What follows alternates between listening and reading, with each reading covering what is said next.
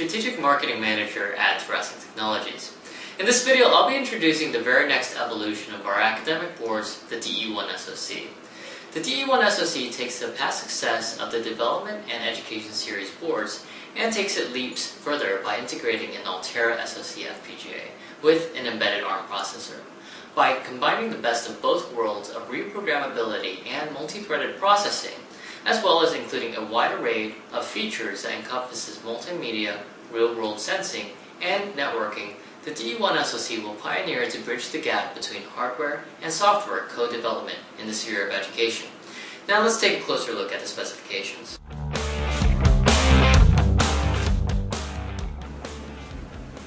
So on our board, we first have our Altera Cyclone 5 SoC FPGA, which has 32,000 logic elements. On the FPGA side of the IC, we have numerous peripherals, such as our simple input and output, which includes 4 push buttons, 10 switches, 10 LEDs, 6 7-segment displays. For memory, we have 64 megabytes of SDRAM and EPCQ for FPGA configuration.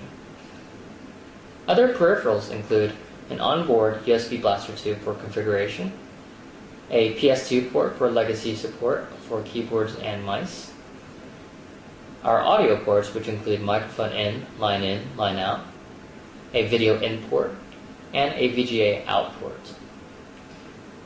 We also have 2 general purpose extension ports, and last we have our infrared output and input. On our processor side, we have gigabit Ethernet for high-speed networking, 2 USB host ports, a UART to USB communication port, micro SD card slot, an accelerometer that senses 3 axes, a 2x7 LTC expansion header which supports I2C and SPI communication, and general purpose input-output such as an HPS user LED and a user push button. For memory on the HPS, we have 1 GB of DDR3 SDRAM memory and 1 GB of flash memory.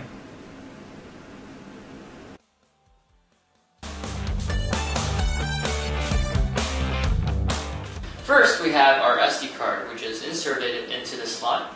It contains a video file and a WAV file that is read in by the ARM, which is then decoded and sent to the FPGA, and then sent out through their respective ports, the VGA port and the audio port, where we can now have sound as well.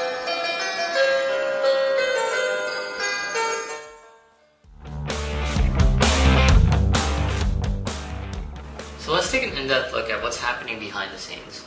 We first have our micro SD card, which has our video and sound file, and these are read in to 2 different threads simultaneously, and the programs for these are stored on our DDR3. Now thread 1 first decodes our MPEG into RAW to RGB, and then is sent through the AXI bus to the SDRAM controller, which acts as a frame buffer on our FPGA, and then sent in through our frame reader on the Altera VIP. Now the VIP also includes 2 different overlays, which includes a background of pure black and logo generator. These are then sent through an intermixer, and then clocked video output sent it through the VGA encoder and finally out through our video.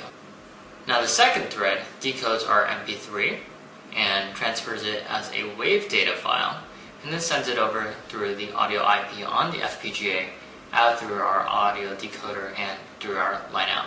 Now the I2C for the audio codec is controlled from our HPS as well, with the FPGA acting as an I2C bridge.